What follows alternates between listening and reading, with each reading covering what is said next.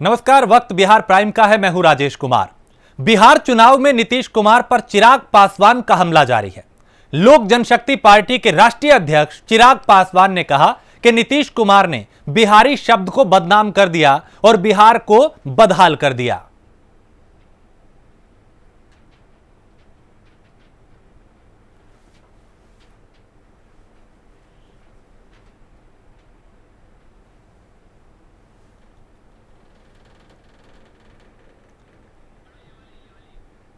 और चुनावी मौसम है। बिहार में आरोप प्रत्यारोप का दौर जारी है। बिहार में प्रधानमंत्री मोदी कल 3 जनसभाओं को संबोधित करेंगे। पहली जनसभा दरभंगा, दूसरी मुजफ्फरपुर और तीसरी जनसभा पटना में होगी। उनकी सभा के कार्यक्रम में कोविड को लेकर बनाए गए सभी गाइडलाइन का पालन किया जाएगा। तो चुनावी मौसम में सभाओं का दौर जारी है, रैलियों का दौर जारी है और बयानों के बाण चलाए जा रहे हैं। सामने वाले को छोटा साबित करके खुद को बड़ा बनाने की जद्दोजहद जारी है। कल प्रधानमंत्री 3 जनसभाओं को संबोधित करते हुए नजर आएंगे। रैली स्थल की तैयारी लगभग पूर्ण हो चुकी है और इस रैली का एक दूसरा पार्ट है कि इस रैली के जितना संख्या हमारी उस रैली स्थल पर रहेगी, उससे कई गुना ज़्यादा लोग वर्चुअल माध्यम से इस रैली से जुड़ेंगे। इस रैली में 4 जिले शामिल किए गए हैं: मुजफ्फरपुर, वैशाली, सीतामढ़ी और शिवहर। 128 स्थानों पर हम LED स्क्रीन लगा करके इस रैली को डायरेक्ट प्रसारित करेंगे और साथ ही साथ ऐसे सैकड़ों स्थान चिन्हित किए गए हैं जो अपने घरों में बैठ करके टीवी पर डायरेक्ट 10, 20, 25, 50, 100 लोगों के साथ डायरेक्ट प्रसारण माननीय प्रधानमंत्री जी का सुनेंगे। इस रैली में 3 विधानसभाओं के कांटी, साहेबगंज और बर्राज विधानसभा में ये कार्यक्रम हो रहा है। 3 विधानसभाओं के लोग रैली स्थल पर आएंगे। रैली में आप सबको पता है 50,000 लोगों की अनुमति मुझे प्रशासन ने दी है। हम लोगों का प्रयास है कि 50,000 लोग सोशल डिस्टेंसिंग का पालन करते हुए कोविड के नियमों का अक्षरशः पालन, माननीय प्रधानमंत्री जी का भी निर्देश है और हम सब भी लगातार इस दिशा में प्रयास कर रहे हैं कि रैली स्थल पर कोविड के जितने नियम हैं उस सब का पालन करवाया जाए। उस दिशा में हम लोगों ने कुर्सी लगाने की व्यवस्था जो की है वो दूरी बना करके 1 मीटर 1.5 मीटर की दूरी पर कुर्सी लगाई जा रही है और वहाँ पर जो भी मास्क आम आदमी पहन करके वहाँ पर आए, सैनिटाइज करके आए, ये सारी व्यवस्था पार्टी के कार्यकर्ताओं ने की है। और भागलपुर में 28 अक्टूबर को पहले चरण में होने वाले विधानसभा चुनाव को लेकर जिला प्रशासन पूरी तरह तैयार है। प्रेस कॉन्फ्रेंस करते हुए डीएम ने बताया कि पहले चरण में कहलगांव और सुल्तानगंज में विधानसभा चुनाव होना है। चुनाव भयमुक्त और अपराध मुक्त माहौल में हो, इसके लिए सभी तैयारियां की गई हैं।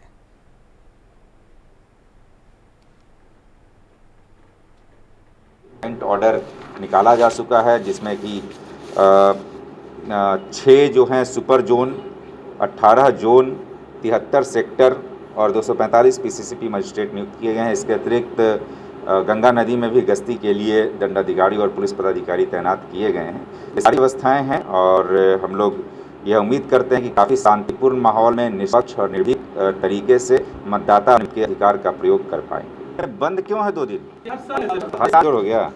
इंतजाम किया गया है क्योंकि 28 अक्टूबर को पहले चरण का मतदान होना है, लिहाजा शांतिपूर्ण मतदान हो, कोरोना के नियमों का पालन हो, सुरक्षा व्यवस्था बेहतर हो, किसी तरीके की कोई अप्रिय घटना न हो, इसको लेकर प्रशासन पूरी तरह से तैयार है, अलर्ट है। तो सभी स्थानों पर विशेष सुरक्षा व्यवस्था रहेगी जहां पे मतदान होगा और कल चूंकि पहले चरण का मतदान होना है, उसको लेकर प्रशासन ने अपनी तैयारियां पूरी करी हैं। जिला प्रशासन पूरी तरह से तैयार है। बिहार में 3 चरणों में विधानसभा चुनाव होना है। पहले चरण का मतदान 28 अक्टूबर को, दूसरा 3 नवंबर को, तीसरे चरण का मतदान जो है वो 7 नवंबर को होगा और नतीजे 10 नवंबर को आएंगे। उस दिन तस्वीर साफ हो जाएगी, जनता किसके साथ गई और किसके खिलाफ गई। लेकिन उससे पहले चुनावी माहौल में रैलियों का दौर जारी है, सभाओं का दौर जारी है, बैठकों का दौर जारी है और उम्मीदवार अपनी तैयारी कर रहे हैं। प्रशासन अपनी तैयारियों में जुटा है ताकि कहीं भी किसी भी तरह की कोई भी अप्रिय घटना ना हो।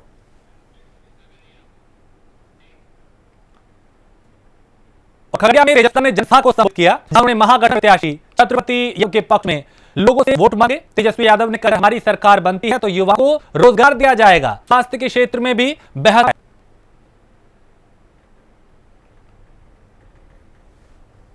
तो तेजस्वी यादव अलग अलग इलाकों में जाके जनसभाओं को संबोधित कर रहे हैं और बता रहे हैं कि यदि उनकी सरकार बनती है तो क्या किया जाएगा। रोजगार उनके एजेंडे में प्रमुख मुद्दा है।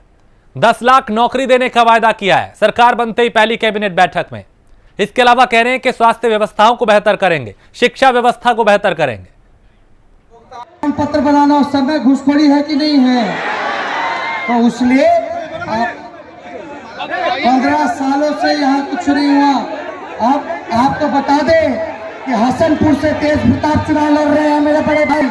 अब इस लोकसभा क्षेत्र से हम लोगों का डायरेक्ट आप लोगों से शुरू हो चुका है और हम लोग पूरी तरीके से खगड़िया के विकास में कोई कमी छोड़ने का काम नहीं करेंगे। आप लोगों का आशीर्वाद है ना, तो विजय को माला पहना दे छत्रपति जी को। और तेजस्वी यादव ने नीतीश कुमार पर हमला बोलते हुए कहा कि नीतीश कुमार ने मेरी मां का अपमान किया है, नीतीश कुमार ने प्रधानमंत्री मोदी का अपमान किया है, पीएम मोदी भी 6 भाई और बहन हैं।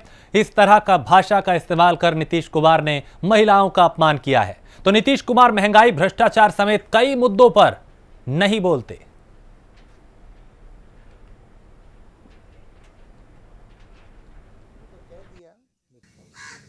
कौन क्या कहता है, हमारा एक ही जगह जो है पूरी तरीके से फोकस है, नौजवानों को नौकरी देना, पलायन को रोकना, गरीबी को मिटाना, कारखाने लगाना, फूड प्रोसेसिंग यूनिट्स खुलवाना। कोई कुछ भी कहता रहे, हम तो जानते थे ये लोगों का दाल जब नहीं गलेगा तो जात और धर्म के नाम पर बांटने का प्रयास करेंगे। लेकिन बिहार के नौजवानों ने ध्यान दिया है कि जात पात और धर्म के ऊपर हट करके जो वोट जो है इस बार मुद्दे पे करेंगे, असल मुद्दे पे करेंगे, बेरोजगारी पे करेंगे, पलायन पे करेंगे, मजदूर किसान की बात पर करेंगे। तो ये अब कोई कितना भी कहता रह जाए, उनका दाल नहीं गलेगा, क्योंकि वो जान रहे हैं कि वो दोबारा सत्ता में लौटने वाले नहीं हैं। इसलिए धर्म और जात के नाम पे ये लोग बंटवारा चाहते हैं। कल पहले फेज की पोलिंग है। बीजेपी सांसद मनोज तिवारी ने चिराग पासवान के बयान पर नाराजगी जाहिर करते हुए कहा कि अभियान पूरी तरह भ्रामक है। उन्होंने कहा बीजेपी के साथ जो 5 सीटों पर फ्रेंडली फाइट किया है उसकी जानकारी उन्होंने बीजेपी आलाकमान को दे दी है। मनोज तिवारी ने कहा अगर चिराग पासवान चुनाव से पहले सात निश्चय में घोटाले की बात उठाते तो अब तक जांच हो जाती।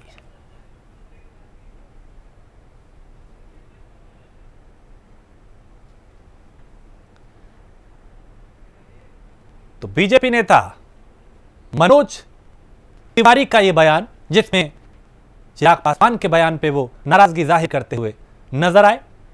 तो बिहार में चुनावी सरगर्मियां हैं, पूरी तरीके से तेज हैं, बयानों के बाण चलाए जा रहे हैं और पूरी तरीके से जो उम्मीदवार हैं, पार्टियों के जो दिग्गज हैं, वो लोगों के बीच जाके प्रचार प्रसार कर रहे हैं, पार्टी के पक्ष में, उम्मीदवार के पक्ष में मतदान करने की अपील कर रहे हैं। हर दल का जो दिग्गज नेता है वो यहां पे पहुंचते हुए दिखाई दे रहे हैं। लोगों के बीच प्रेस कॉन्फ्रेंस की जा रही है, सभाओं को संबोधित किया जा रहा है, बैठकों का दौर जारी है, अपनी अपनी जीत के दावे किए जा रहे हैं, आरोप प्रत्यारोप का दौर जारी है। तो सियासी बयान और बाण जो है वो एक दूसरे पे चलाए जा रहे हैं। किस पे जनता भरोसा करेगी ये तो नतीजे तय करेंगे 10 नवंबर को। बीजेपी के साथ पूरा बिहार है, लेकिन आप उनको एक्सेप्ट नहीं कर रहे हैं। नहीं हम क्यों, उन्होंने अपने को खुद ही अलग किया हुआ है। हमारे तो एनडीए में थे वो, लेकिन उन्होंने इस बार चुनाव स्वतंत्र रूप से लड़ने का निश्चय किया।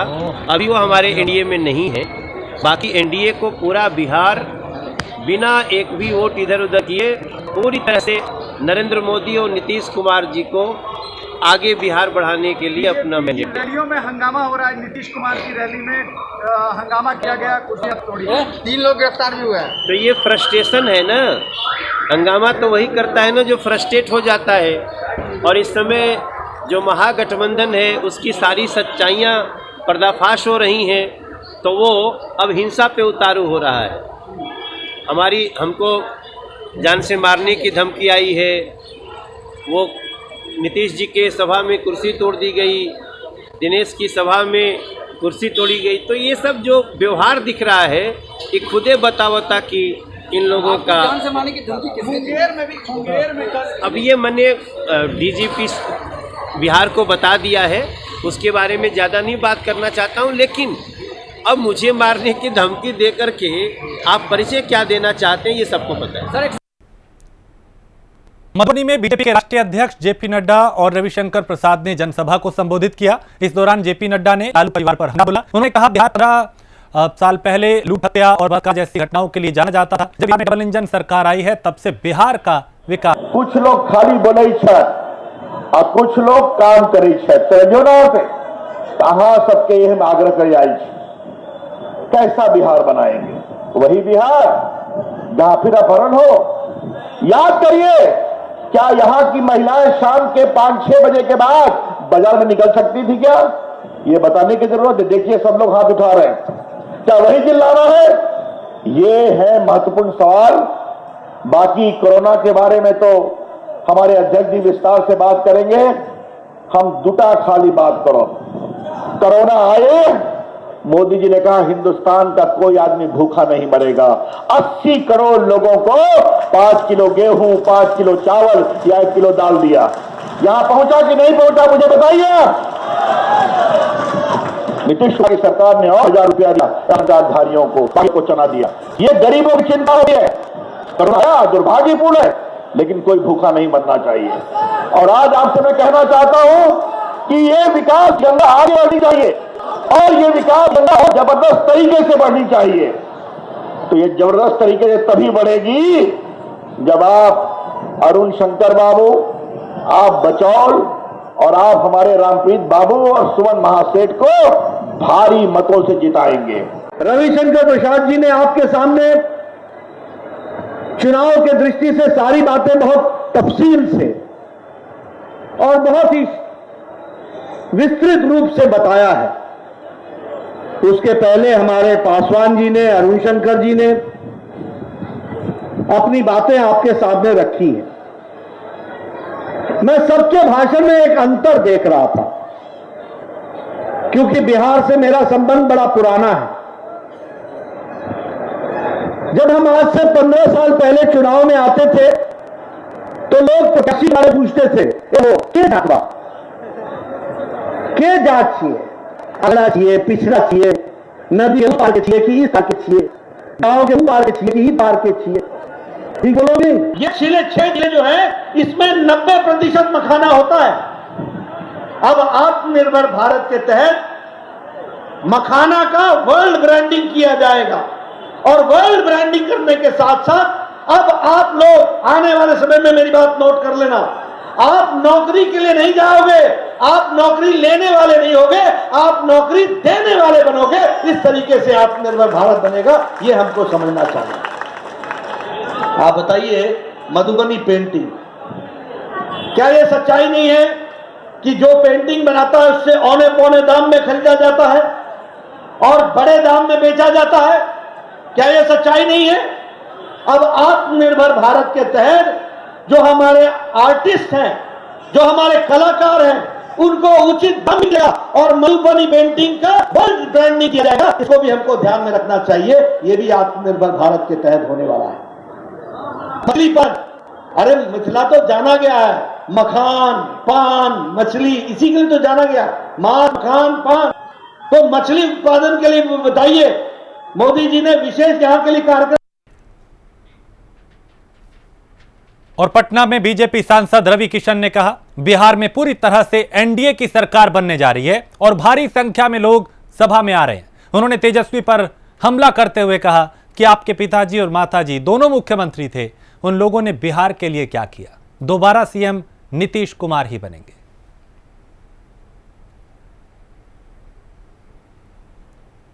हर महादेव और समस्त बिहार के हाथ जोड़ के हम रवि किशन एगो निहोरा बाटे सम्मान दिले बाड़ा और लगातार कि पूरा जौन माहौल जहाँ जहाँ हम चुनाव प्रचार में हम जा रहे हैं, यही लग रहा है कि आप लोग 150 से बेसी ऊपर सीट एनडीए सरकार को दे रहे हैं। यशस्वी प्रधानमंत्री नरेंद्र मोदी जी, नीतीश जी एक मुखिया के रूप में, मुख्यमंत्री के रूप में आप दोबारा उनको चौथी बार मौका दें। इसलिए मैं समस्त बिहार के देवतुल जनता को, 14 करोड़ बिहार को मैं धन्यवाद देना चाहता हूं कि आप दोबारा से एक सरकार बनाने हैं। हर हर महादेव, आप लोगों का निर्णय बहुत सही है, आप लोग सटीक सोच रहे हैं कि आपको पता है कि एक बिहार एक बुद्धिजीवी, एक इंटेलिजेंट व्यक्ति के हाथ में रहे, नहीं कि कोई नया लड़का है, कोई यंग लड़का है जो 14 करोड़ के इस देवतुल पावन धरती को, जो स्वर्ग जैसा बिहार है, उसको जो चलाया, जो सम्मान अब बिहार 15 साल में पाया है, उस सम्मान को दोबारा बिहार खोएगा नहीं। और बिहार ने बात सोच लिया। और बिहार में कल पहले चरण का मतदान होगा, जिसे लेकर पटना में जिला प्रशासन ने पूरी तैयारी कर ली है।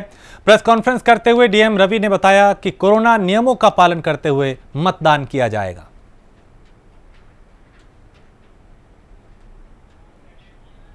तो कोरोना नियमों का पालन किया जाएगा, कहीं भी किसी भी तरह की कोई लापरवाही नहीं होगी।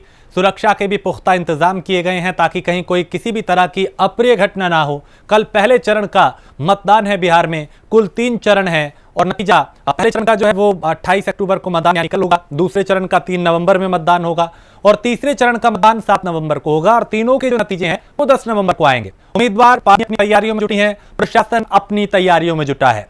चूंकि कोरोना काल में ये पहला राज्य है बिहार जहां विधानसभा चुनाव हो रहे हैं, ऐसे में जरूरी है सावधानियां भी बरती जाएं और कोरोना के जो नियम हैं उनका भी पालन किया जाए। इसको लेकर प्रशासन पूरी तरह अलर्ट है।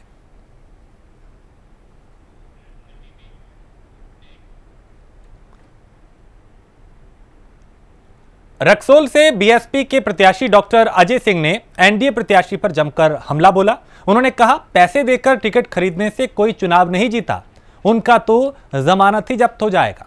वहीं कार्यकर्ता पूर्णिमा भारती ने भी एनडीए प्रत्याशी प्रमोद सिन्हा पर जमकर निशाना साधा।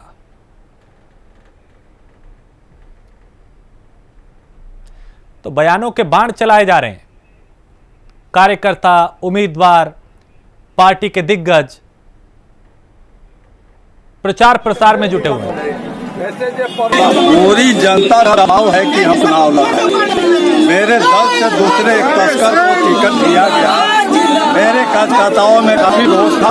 हम लोग का कहना था कि विधायक जी 20 वर्ष के कार्यकाल में आपके पास जो मान सम्मान हम लोगों को मिला है वो नहीं मिलेगा। यदि वो लड़ेगा तो हम लोग को नहीं मिलेगा। इसलिए आप कोई दल से चुनाव लड़िए ताकि हम लोग अपने मान सम्मान की रक्षा करें। और उन्हीं लोगों के कार्यकर्ताओं के मांग पर मैं दूसरे दल से आज चुनाव लड़ रहा हूँ। यही कारण है। बड़बोली कुछ नहीं करता है।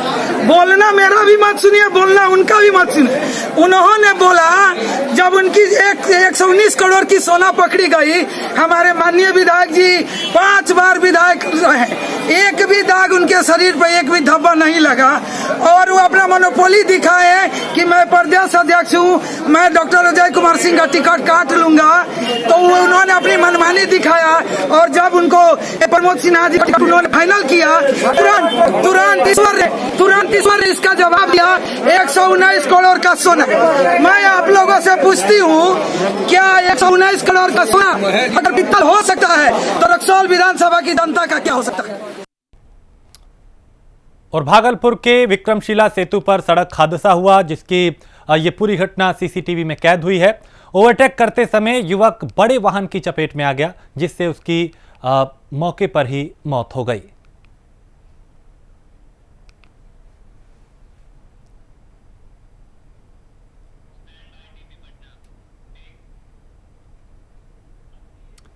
और पटना में केंद्रीय मंत्री अनुराग ठाकुर ने आरजेडी गठबंधन पर निशाना साधा।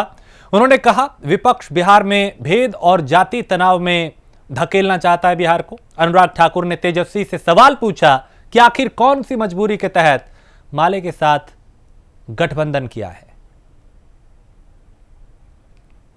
टुकड़े टुकड़े गैंग से, कम्युनिस्टों से, अर्बन नेक्सलिस्ट से, माले के लोग क्या किया इन्होंने? जो युवा कहता हो कि मैं आऊंगा तो ये करूंगा, अरे वो आने से पहले क्या कर रहा है जरा उसके बारे में पूछिए तो सही।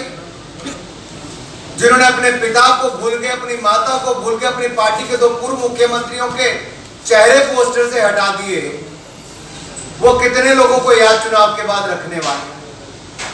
जिन्होंने अपने गठबंधन के उपेंद्र कुशवाहा जी को, मुकेश साहनी जी को, उनको भूल गए?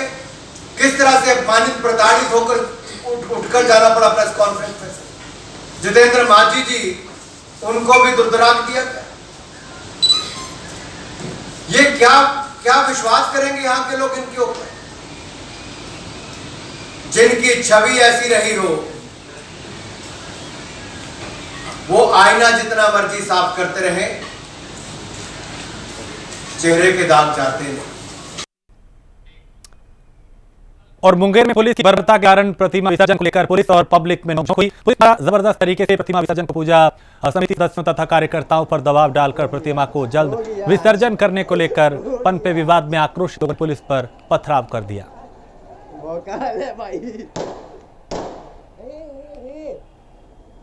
अंदर जाओ, अंदर जाओ, अंदर जाओ, अंदर जाओ, अंदर जाओ, अंदर जाओ।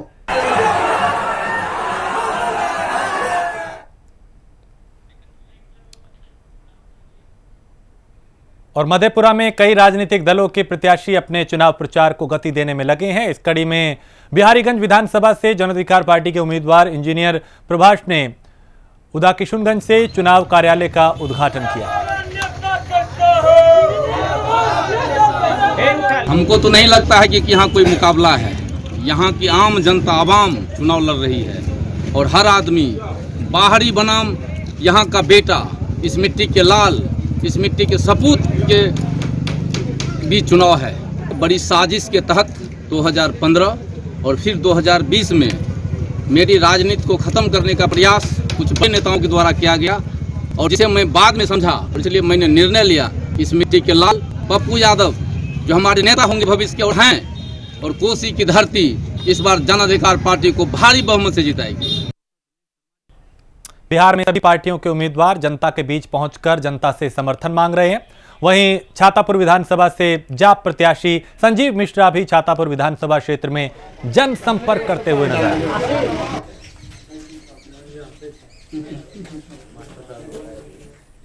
3 तरह का मसला है और एनआरसी जब बोला कि मुसलमानों को भगा दिया जाएगा, 1971 का जिसके पास कागज नहीं होगा, बताइए तेजस्वी यादव कहाँ पे सभा का एक वोट बोला हो?